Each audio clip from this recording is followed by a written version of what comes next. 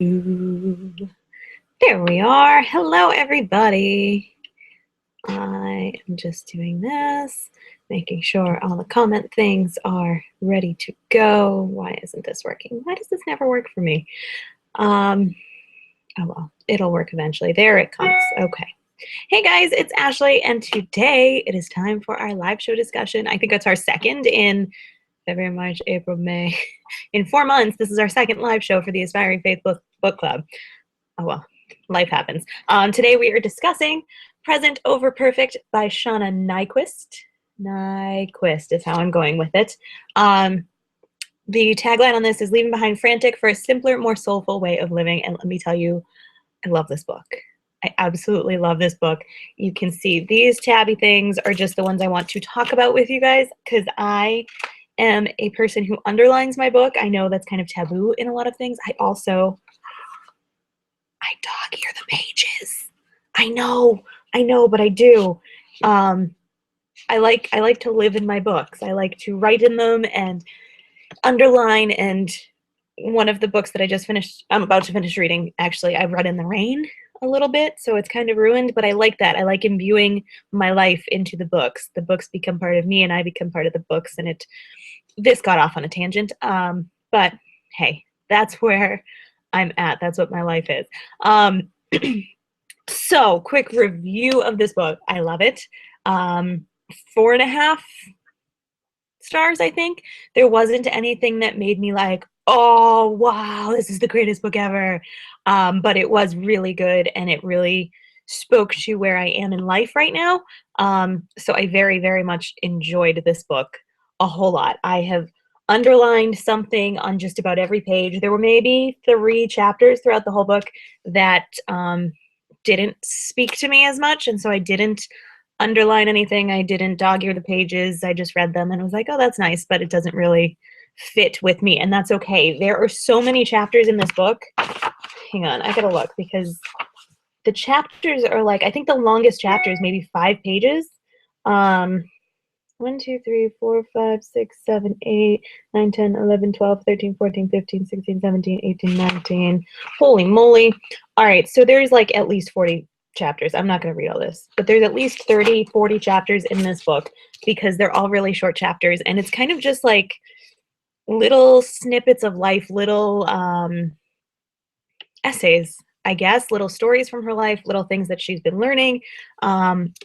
Essentially what happened was she was feeling totally burnt out. She was a speaker and a writer and doing all these great things, and people were telling her what a great life she had and all of this, but she came to the realization that it wasn't really the life she wanted to have, and she was burnt out, she was exhausted, and she wasn't living the best life that she could be living. She felt like she was letting her family down and all of this kind of stuff, and so it's really about her journey to discovering that and figuring out how to move on from that, how to structure her life in a way that brought her joy and peace and brought her closer to God and all of that. And I really, really enjoyed it. There were several chapters in this book that spoke to me with where I'm at and the things that I've been going through the past couple of months, and also speaking to where I want to go in the next several months, the second half of the year. Oh my goodness, we're halfway through the year. How did that happen? Okay, sorry. Existential crisis. So I have nothing structured for this video. If you guys have questions, feel free to leave them in the live chat thingy, and hopefully I'll see them. But I'm just going to kind of talk through my favorite parts and quotes that spoke to me, and we'll go from there. We'll see what happens. Last time that's what we did, and it was awesome. So here we go. There were 2 chapters in specific. Yeah, 2 chapters in specific that jumped out at me as being wow chapters, and chapters that just really, I underlined like half of it.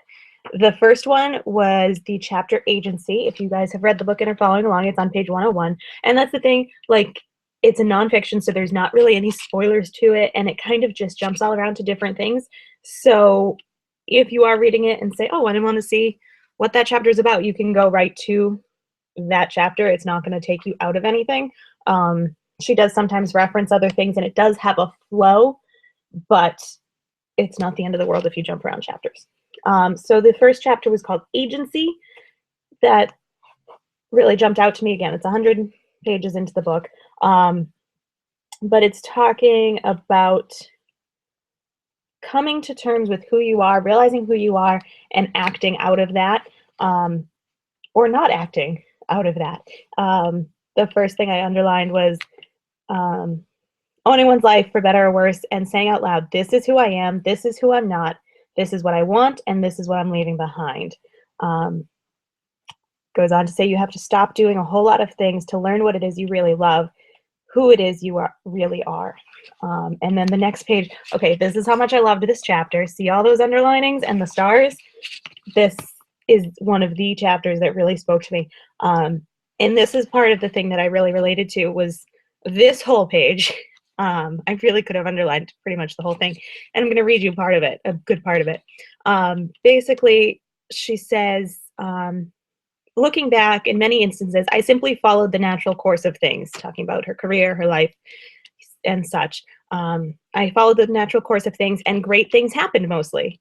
But over time, I realized they weren't necessarily great things for me. They were maybe someone else's great things, and I was both taking up the space that was meant for them and not standing in my own space, like wearing someone else's shoes and leaving them barefoot. And then she goes on to say that I've realized lately that the past couple of seasons have been claiming authority over my own life, and this is not a group decision. This is actually my life, and it doesn't matter a bit if it would be lovely for someone else to live. What does matter, does it feel congruent with how God made me and called me? And I love that. I love that statement. I think I actually put that on my Facebook and stuff because it was just such a great freeing thing almost to have that permission, so to speak, of saying, this is who I am, this is what I will put up with, this is what I will not put up with, and it doesn't matter what you think about it, it's my life, this is how God is leading me, this is what I'm doing. And in fact, she goes on to say, I'm finding that one of the greatest delights in life is walking away from what someone told you you should be in favor of walking towards what you truly love in your own heart, in your own secret soul. And this book came into my life at the perfect time. I think I talked about this in the time when I announced this was the May book. There's been a lot going on in my life of me consciously choosing to leave something that I love doing for several reasons that I'm not going to get into here. And it was a really hard decision, like she faced, of this great thing that's doing good for people that I enjoy, but isn't completely perfect for me in this season, and coming to a point of saying, I've had enough with the way this is, and I need to move on, even though you think it's not what it should be. And she goes on to say that I've learned the hard way, you don't answer to a wide swath of people and their opinions, even if they're good people with good opinions.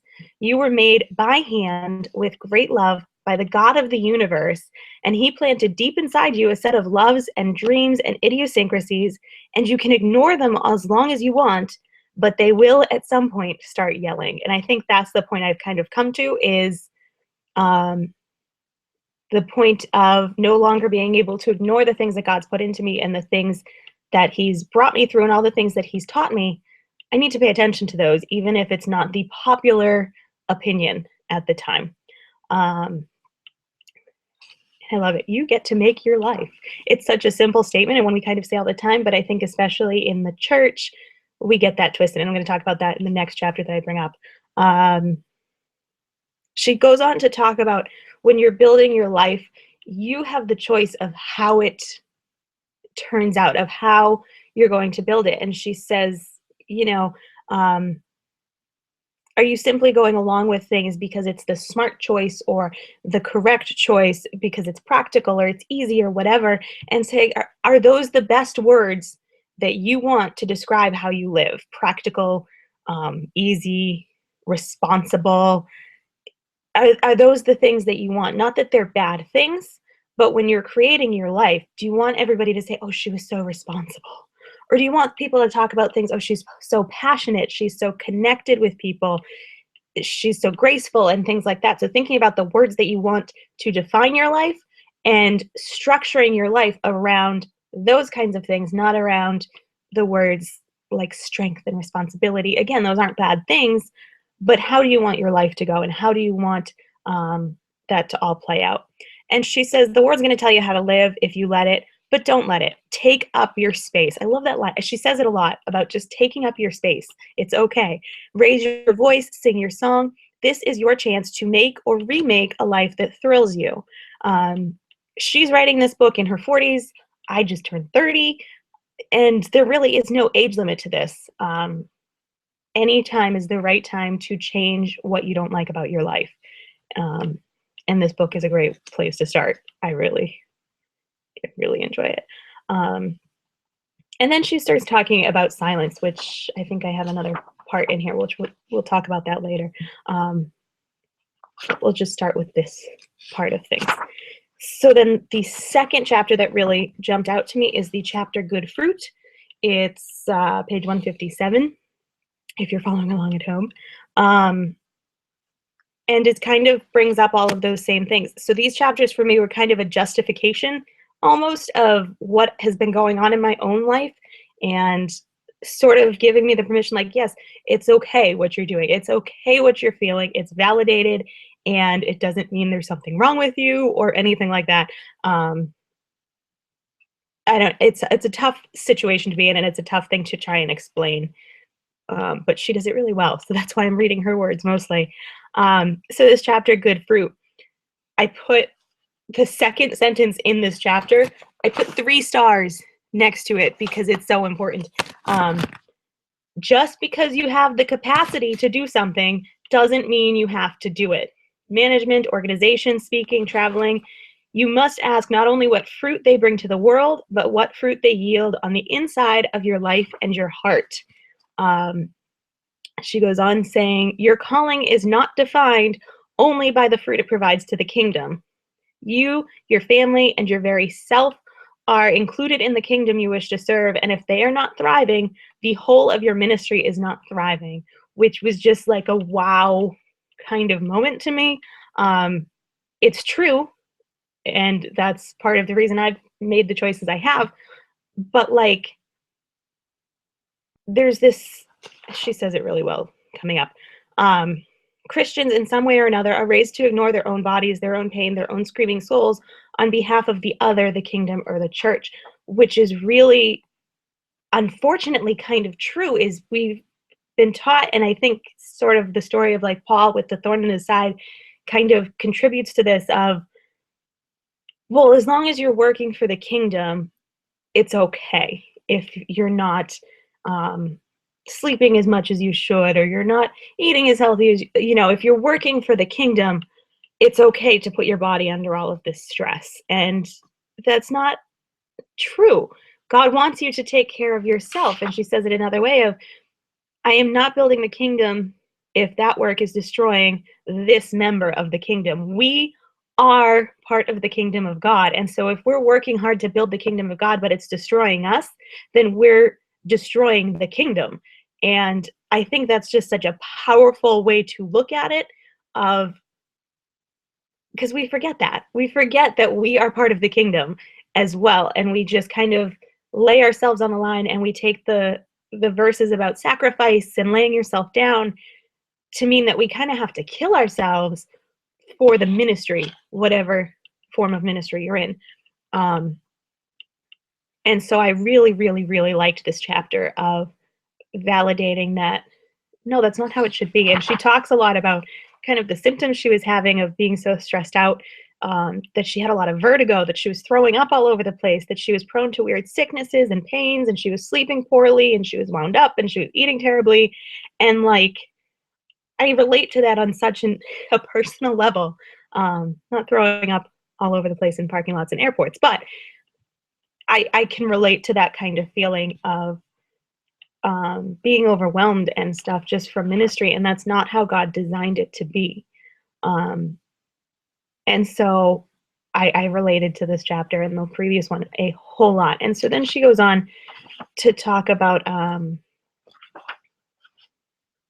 she starts talking about the flip side of this is where I was at and this is where I'm going to go. And so I'm going to read you this because I think it's really nice. This is what I'm finding every day, every hour. There is a way of living that is so sweet, so full, so whole and beautiful that you'll never want to go back once you've tasted it. Do you know what it's like to be rested? Truly rested. I didn't for about 2 decades. Do you know what it's like to feel connected in deep and lovely ways to the people that you love most? Do you love the sweetness of working hard and then stopping the working hard, realizing that your body and your spirit have carried you far enough and now they need to be tended to? I feel like a newborn in all of this, blissful and delighted each time I take care of myself, like a new skill or a present. And what I'm leaving behind doesn't leave me empty. It leaves me full and powerful, purposed and stronger than I've ever been. I'm not building a castle or a monument. I'm building a soul and a family. I'll tell stories all my life, writing on napkins and on the backs of receipts, or in books if they let me, but this is the promise that I make to my God. I will never again be so careless, so cavalier with the body and soul you've given me. And that is the season that I am going into. Um, I've taken the summer off of everything except my job because I need to make a living. Um, and I'm planning to just like rest and not just sleep, but like truly rest and go to the river and just sit in the water. And she talks a lot about water. In her case, it's a lake. For me, it's a river. But she talks a lot about that as being a relaxing place, a place to reconnect with God and just feel His presence in everything. Because the Bible's full of water metaphors, um, so it just flows really well.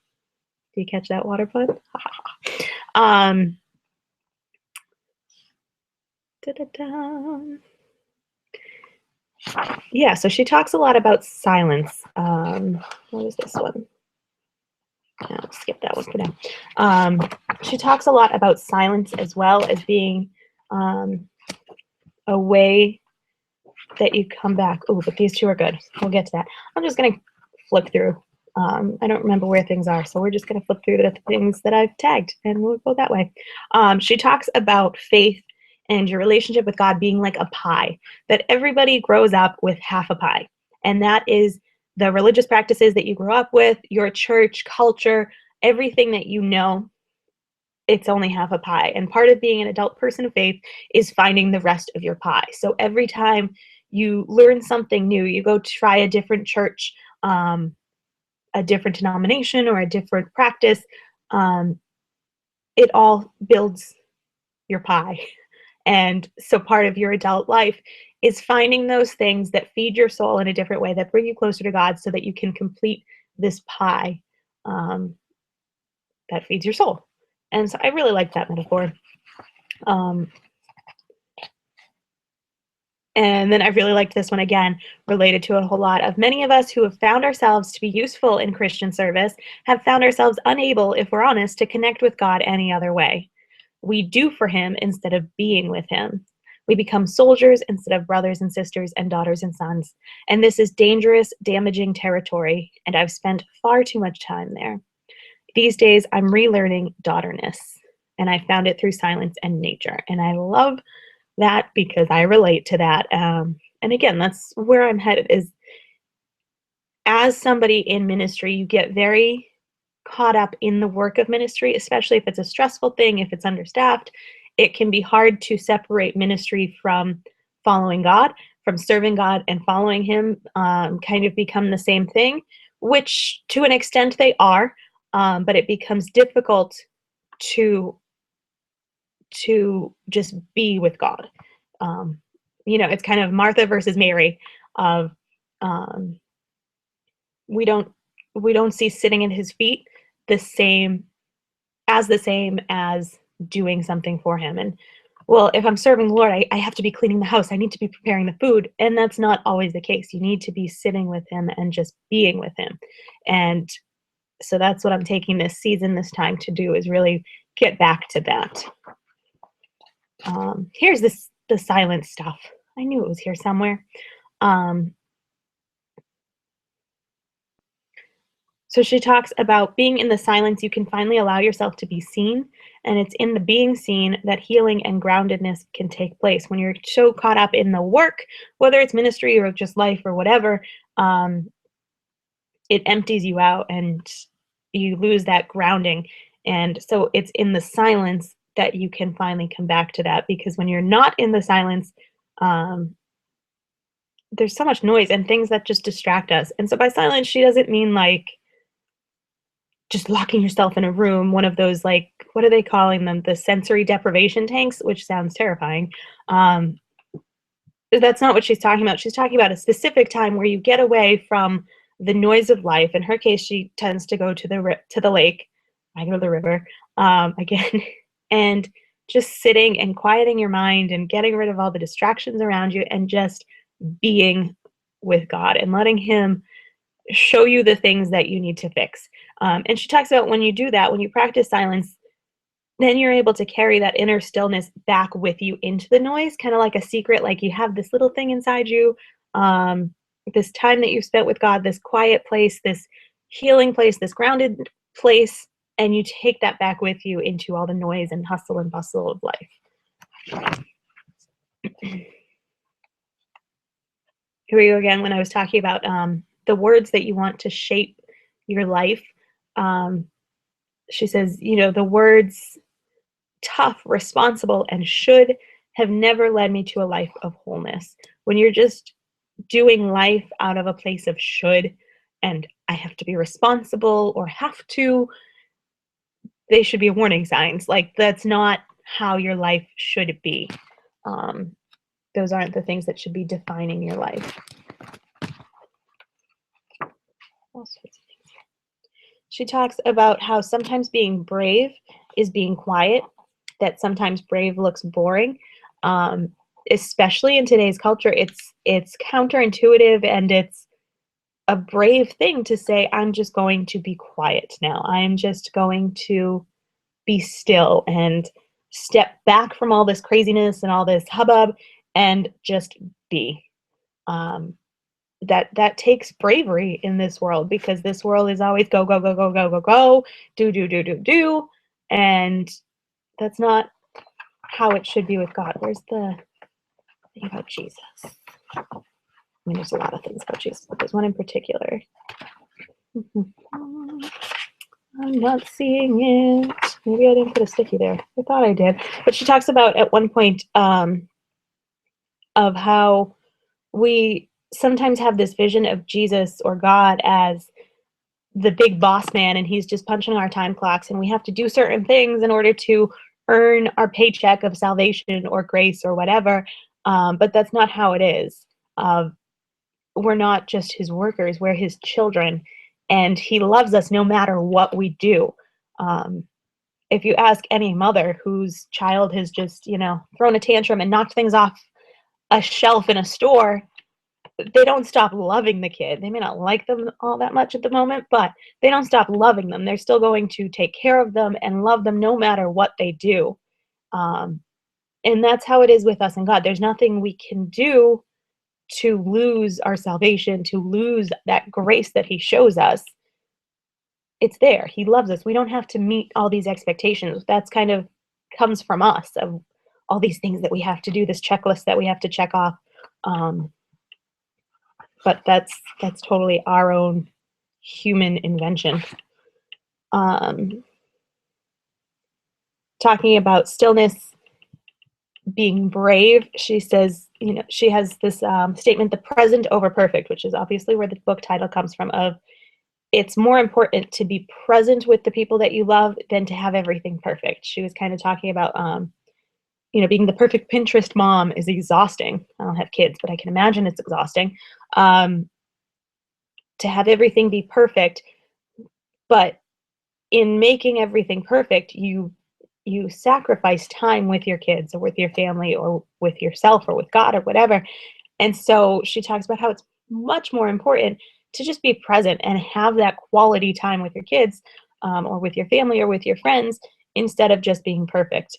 And so she says, present over perfect living is the risky and revolutionary belief that the world God created is beautiful and valuable on its own terms, and that it doesn't need to be zhuzhed up and fancy in order to be wonderful, which I love.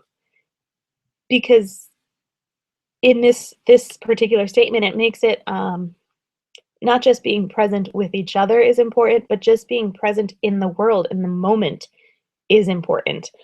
To notice the created beauty and amazing things that are in the world, whether it's big things or little things. My mom has this thing that she does is she posts pictures with the hashtag God, I see your work, um, of noticing the little things that God does and shows her throughout the day. Sometimes it's a gorgeous sunset. Sometimes it's just a bird. Sometimes it's all different little things. But that's the essence of being present over perfect, is taking the time to just be and just notice those little things that exist that God has made just for us, um, that don't need us to do anything to be perfect and wonderful and great. Um, Present means that we understand that the here and now is sacred, sacramental, and threaded through with divinity, even in its plainness, which is wonderful.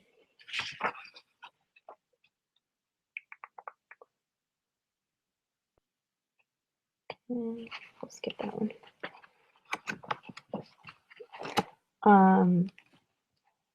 Oh, I loved this too because it's something that I've never really thought of.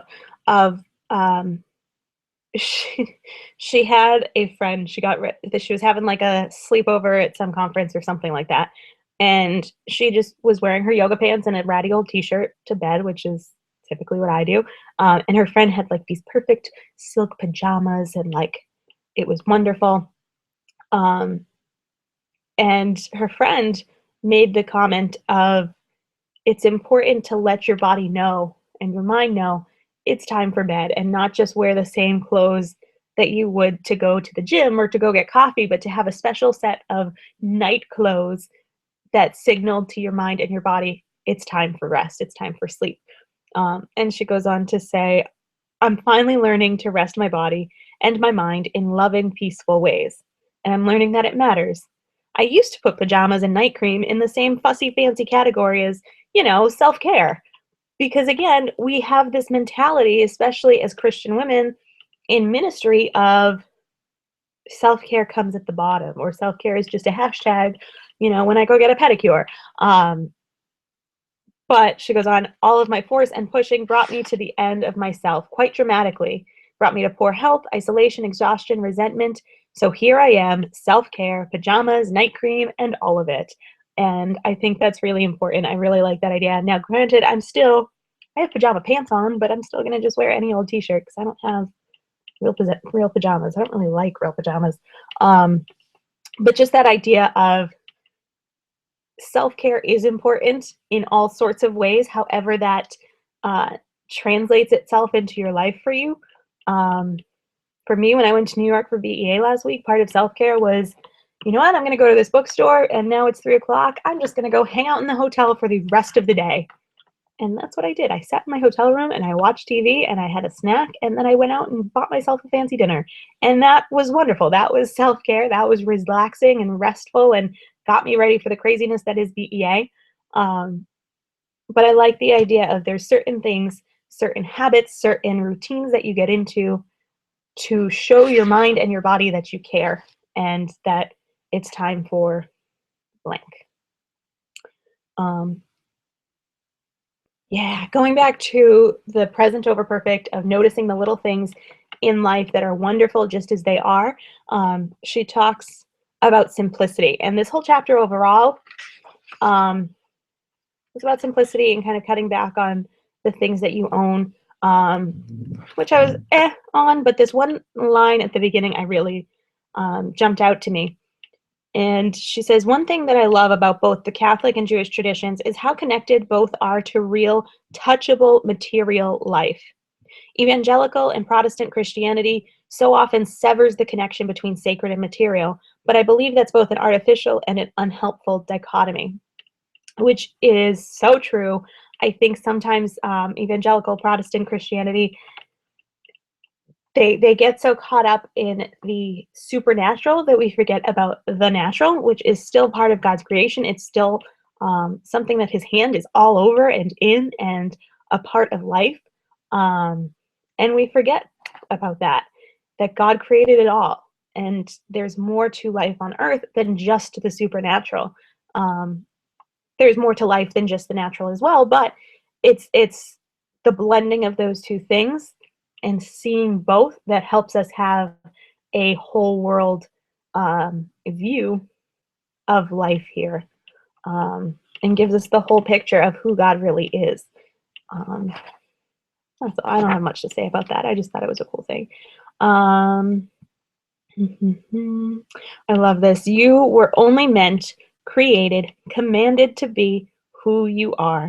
Weird and wonderful, imperfect and messy and lovely. What do you need to leave behind in order to recover that essential self that God created? I'm going to say this because I know my mom's watching. The line actually before that, so I'm going to go back and read the whole thing. She's talking, this whole chapter is about snow. It's called On Snow. God tells the rain to pour down. He tells the snow to simply fall. What are the things he's asking you to do, the things that he made you to do, the things that you do effortlessly and easily? What do you do with the ease and lightness of falling snow? Many of us have wandered so far from those things. We've gotten wrapped up in what someone else wanted us to be and what we thought would keep us happy and safe and gain approval. And then she goes on, the snow is only meant, created, commanded to fall. The rain is only meant, created, commanded to pour down. You were only meant, created, commanded to be who you are. Weird and wonderful, imperfect and messy and lovely. I love that. Love it. And so much of adulthood is peeling off the layers of expectation and pressure and protecting those precious things that lie beneath. You are, one of the things I'm learning that I've learned through this book and just through my experiences over the past few months, is you are the only one who truly knows what's inside of you, who truly knows what God's speaking to you, who knows what you are created for, and you are the only one who's going to stand up for that. Other people may cheer you on, but you're the only one who can make that step, who can say, this is who I am, this is where I'm going, these are the things I'm leaving behind, and actually go after that. You're the only one who can do that. Yeah, this is towards the end. She says, somewhere along the line, I developed the theology that said, if it's working, it must be God's will. And if it's God's will, even if you hate it, you have to do it. And that's not how God is. God's will for you is to serve him, yes, is to help others, but his will for you is to be who he created you to be, to follow the things that he put in your heart as your passions and your dreams, and all of that. She says, I didn't like, hang on, let me back up. I saw myself as a ball of energy, a firework, a high capacity person, fearless and up for anything. But as I became more honest with myself, I didn't want the lifestyle being offered to me. I didn't like who I had to become in order to live in that world. And I didn't feel those good, whole, lovely feelings that people told me I was supposed to feel after doing a good job. One thing I learned, which seems massively obvious in hindsight, we don't all love the same things.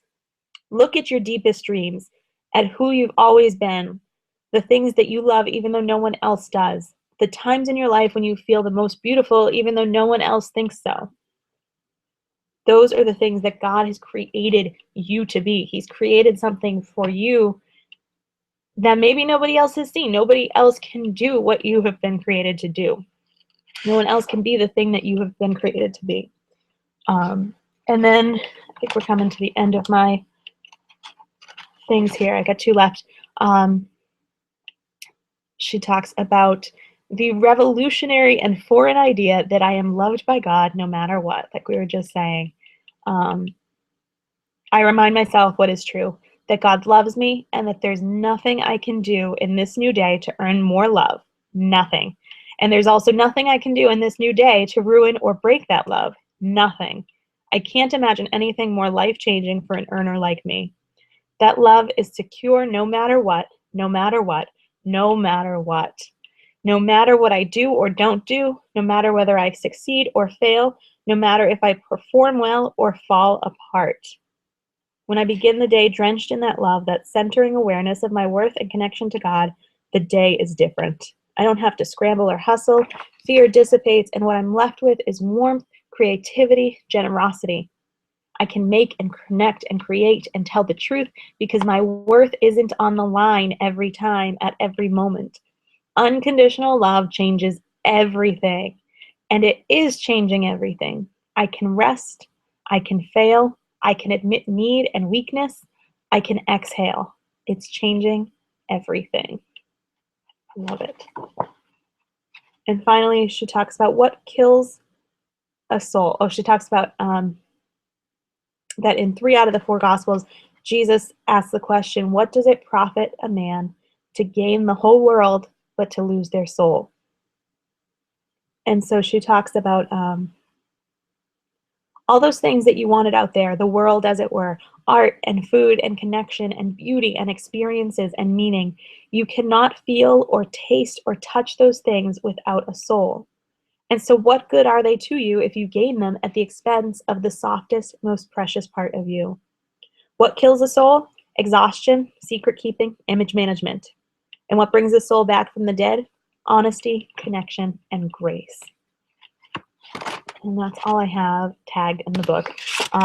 But if this is you, if you feel worn out, exhausted, on the brink of burnout, if you struggle to keep pace with anything, whether just life or ministry or whatever, you should read this book if you haven't already, because it is wonderful and it's freeing and it's encouraging.